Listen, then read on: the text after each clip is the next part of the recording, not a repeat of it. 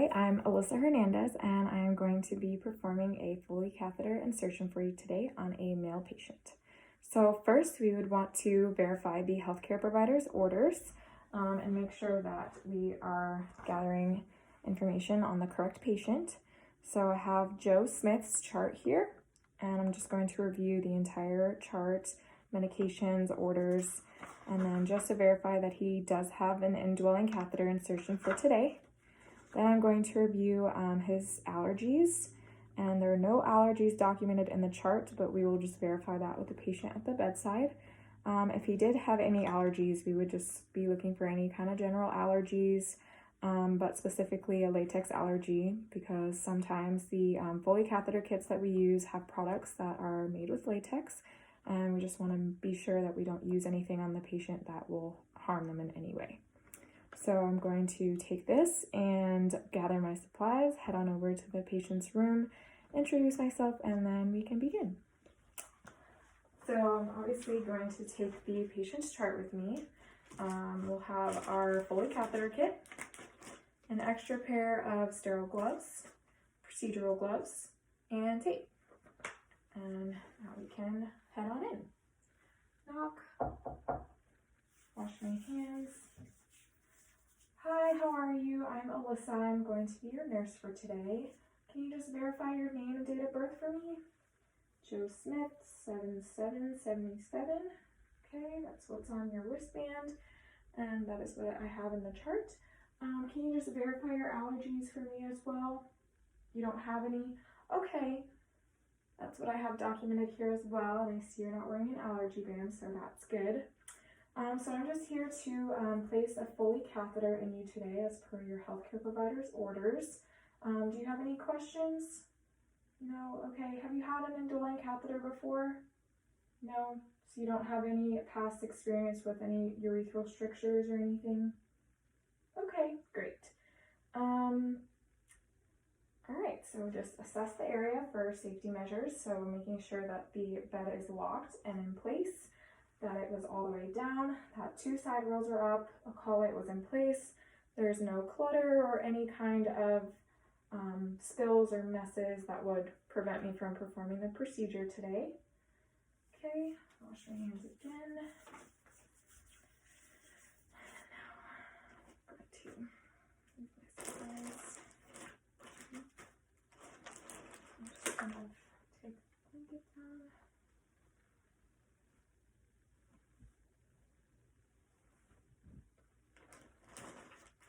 Okay, patient. Okay, and I'm just going to have the patient bring their legs outwards or abduct them and make sure that they are straight.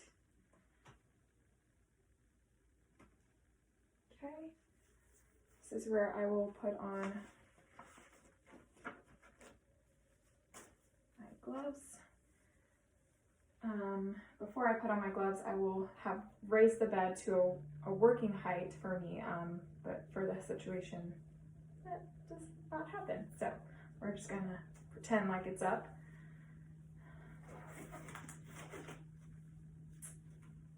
And if the patient is disoriented or is combative, I would obviously ask for assistance.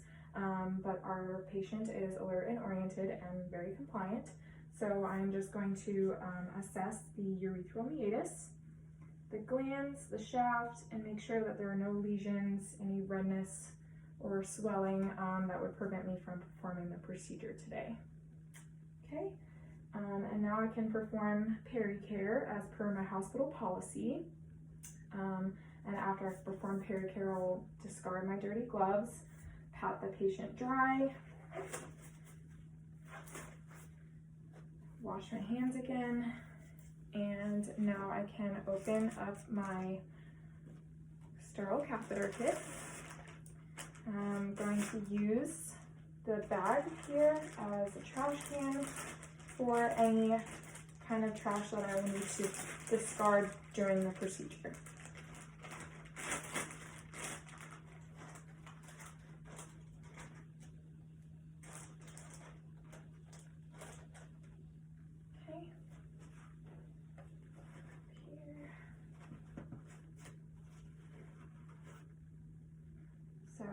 want to kind of just touch the edges of my kit so that I do not break any sterility on the inside.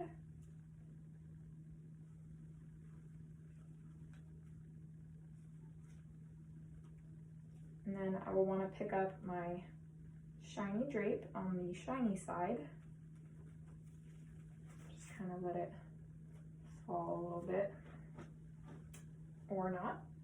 And then grab the edges and make sure that I place the shiny side down, just right over the patient's legs. Okay, I can rearrange that once I'm sterile. Now I'm going to place my sterile gloves on.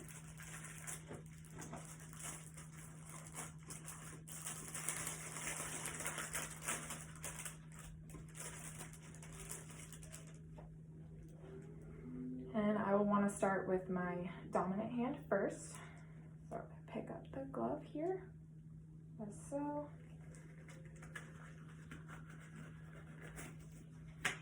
And now I can pick up the other glove from the inside. Like this.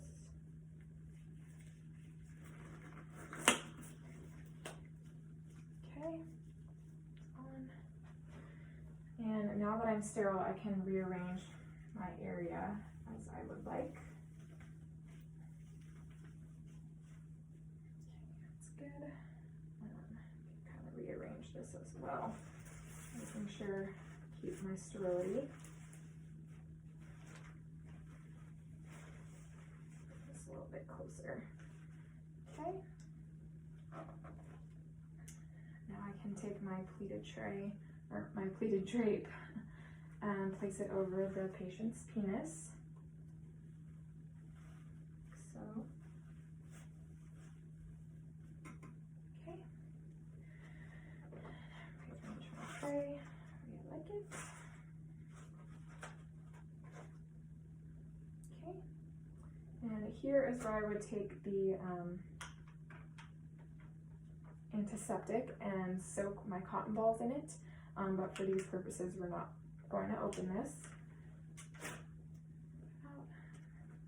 Take my lubricating jelly and place it into the tray. Same thing, I'm just going to demonstrate. I am putting the lubricating jelly into the tray. And now I'm going to take out my catheter bag, the catheter, making sure that it is clamped, which I see that it is. Okay. And I'm just going to uncoil this, or unravel this, and just kind of make sure that I don't let it flop everywhere.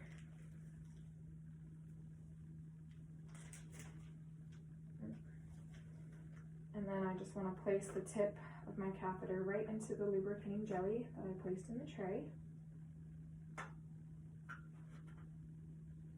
And now I want to pick up my saline syringe and take the cap off and just kind of insert it into the port that will inflate the balloon, and we are ready to do that later. Okay. And now I can take my non-dominant hand, kind of lift up the penis a little bit. Take my dominant hand that is still sterile, pick up my forceps, and we will clean the urethral meatus now from the middle out, just like this. Okay. I'm going to use 3 cotton swabs to make sure that it's clean.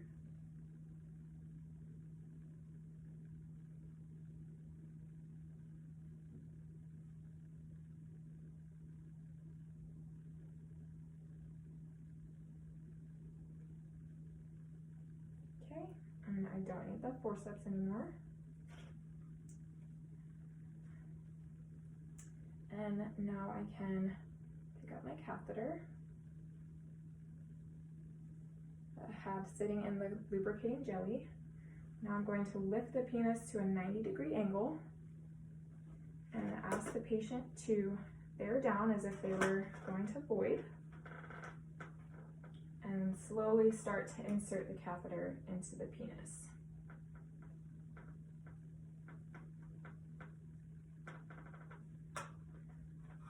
At this point I would see urine, but for male patients we're going to thread the catheter all the way to the bifurcation of the catheter. Okay, and now I can secure this with my non-sterile hand. Take my sterile hand and inflate my balloon.